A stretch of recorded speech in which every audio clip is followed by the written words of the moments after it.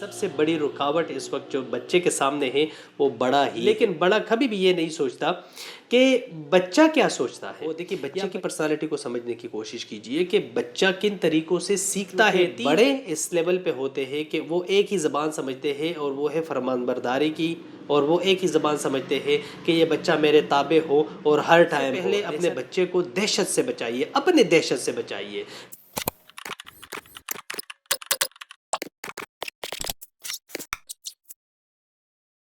السلام علیکم، میں وجاہت علی شاہ۔ آپ لوگوں میں سے اگر کوئی پیرنٹ اپنے ساتھ اپنے بچے کو کہیں پہ لے جائے اور وہاں پر وہ اپنے دوستوں سے مل رہا ہو اور ساتھ میں چاہ رہا ہو کہ میں جس طریقے سے مل رہا ہوں تو میرا بچہ بھی اس طریقے سے مل لے، مطلب ایک پیرنٹ نے اپنے دوست سے ہاتھ ملایا اور بچہ ابھی وہ جو دوست ہے وہ اس نے ہاتھ بڑھایا بچے کی طرف، لیکن بچہ ہاتھ نہیں ملا رہا۔ اب یہاں پر ہم لوگ کیا کرتے ہیں، بچے کو سب کے سامنے اپنے دوستوں کے سامنے کہتے ہیں بیٹا ہاتھ ملاؤ نا، بیٹا ہاتھ ملاؤ نا، تھوڑا سا فورس کرتے ہیں۔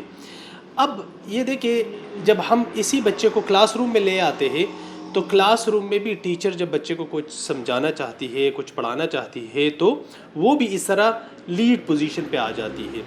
ہم لوگ بچے کو تھوڑا سا لیڈ کرتے ہیں اور ہر جگہ پر چاہتے ہیں، مطلب اسکول میں ٹیچر لیڈ کرتا ہے، گھر میں والدین لیڈ کرتے ہیں، اور ہم بچے کو بالکل بھی کسی بھی لیول پر کسی بھی جگہ پر تھوڑا سا بھی اختیار نہیں دیتے۔ کیوں؟ کیونکہ ہمارے مائنڈ میں یہ چیز بیٹھ گئی ہوتی ہے کہ یہ بچہ ہے، یہ کچھ نہیں جانتا۔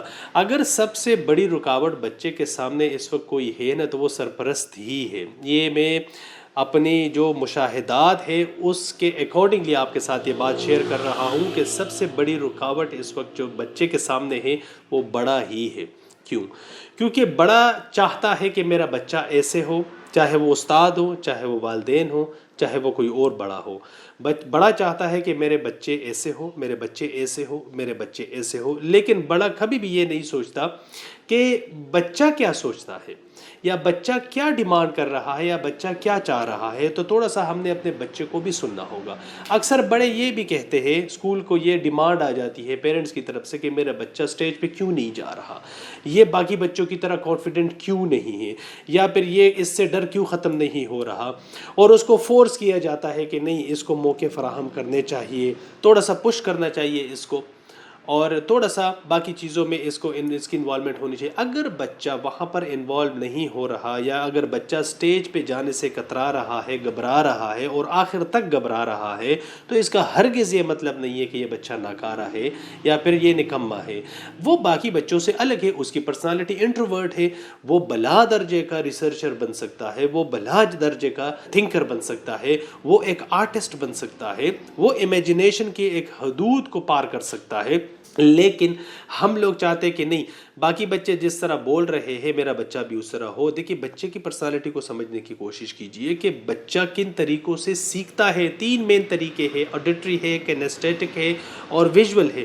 ہم خود اگر ان طریقوں کو تھوڑا سا خود سیکھ لے تو بچے کے اکارڈنگلی ساری چیزیں ہم لوگ بھی ایڈاپٹ کر سکتے ہیں۔ بچہ بہت زیادہ زبانوں میں اور بہت زیادہ طریقوں سے ہمارے ساتھ گفتگو کر رہا ہوتا ہے، لیکن چونکہ بڑے اس لیول پہ ہوتے ہیں کہ وہ ایک ہی زبان سمجھتے ہیں اور وہ ہے فرمان برداری کی، اور وہ ایک ہی زبان سمجھتے ہیں کہ یہ بچہ میرے تابع ہو اور ہر ٹائم ہو۔ ایسا نہیں ہے، اسپیشلی اور خاص طور پر یہ اس وقت یہ جو کرنٹ جنریشن ہے یہ تو بالکل نہیں ہے۔ اس طرح استاد کے پاس بھی ایک طریقہ نہیں ہونا چاہیے۔ استاد کو چاہیے کہ وہ اپنے کلاس کے ہر بچے کو اپنی ٹیچنگ میتھڈولوجیز سے ایکوموڈیٹ کرے۔ یہ ضروری ہے استاد کے لیے، کیونکہ استاد اگر بورڈ پہ کوئی چیز لکھتا ہے، بچہ وہی کاپی پہ لکھتا ہے اور پھر اگلے دن وہی چیز کی چیکنگ ہوتی ہے، اس میں کوئی کریٹیویٹی نہیں ہے۔ اور ضروری نہیں ہے کہ ہر بچہ اسی پیٹرن کو فالو کرے۔ گروپ ڈسکشن ہونی چاہیے، 1 to 1 کویسچنز ہونے چاہیے۔ جتنا زیادہ آپ اپنے سیشن کو، اپنی ٹیچنگ کو، اپنے لرننگ کو انٹریکٹیو رکھیں گے، اتنا ہی زیادہ بچہ آپ کے ساتھ گل مل جائے گا۔ سب سے پہلے اپنے بچے کو دہشت سے بچائیے، اپنے دہشت سے بچائیے. جو آپ کا ایک روب بچے پہ آ گیا ہے، تو بچہ اگر فرض کرے آپ کی عزت کر رہا ہے، آپ کی بات مان رہا ہے، آپ کے لیے یس اور نو کو کہہ رہا ہے، تو آپ کہیں اس کا وجہ فائنڈ آؤٹ کر لیں. کہیں اس یس کے پیچھے کہیں میرا روب تو نہیں ہے، میرا دبدبا تو نہیں ہے، کہیں بچے کے مائنڈ میں یہ ڈر تو نہیں بیٹھ گیا کہ یار میں اگر یہ نو کہوں گا تو ایسا نہ ہو کہ مجھے مار پڑے یا پھر غصہ ہو. تو اس وجہ سے کوشش کیجئے کہ بچے کے دل سے یہ ڈر ختم کیجئے، تاکہ بچہ آپشنل ہو کے آپ کی بات مانے. جب اس طرح آپ آپشن دیں گے بچے کو کہ بیٹا آپ کوشش کر لیں. ایک اور چیز کو بھی لازمی ذہن میں رکھ لیں کہ جب آپ بچے کو کوئی بات بتاتے ہو نا، تو ان کو حکم نہ دیں، ان سے سوال پوچھیں. بیٹا جاؤ میرے لیے پانی لے آؤ. ایک طریقہ یہ ہوا، بیٹا تھوڑا سا پانی لا سکتے ہو میرے لیے، اس میں زمین آسمان کا فرق ہے. تو اگر ہم تھوڑا سا اس کو اس طریقے سے کر لیں تو بچہ خوش ہوتا ہے کہ دیکھیں میرے بڑوں نے مجھے دوست سمجھ کے، دوست بن کے میرے ساتھ بات کی ہے. اور بچہ بہت بہترین طریقے سے آپ کے ساتھ پھر اپنا رسپونس سٹارٹ کر لے گا. تو اس چیز کو ضرور غور کیجئے، ان چیزوں پہ ضرور نظر ثانی کیجئے. دس از وجاہت علی شاہ سائننگ آؤٹ. اللہ حافظ.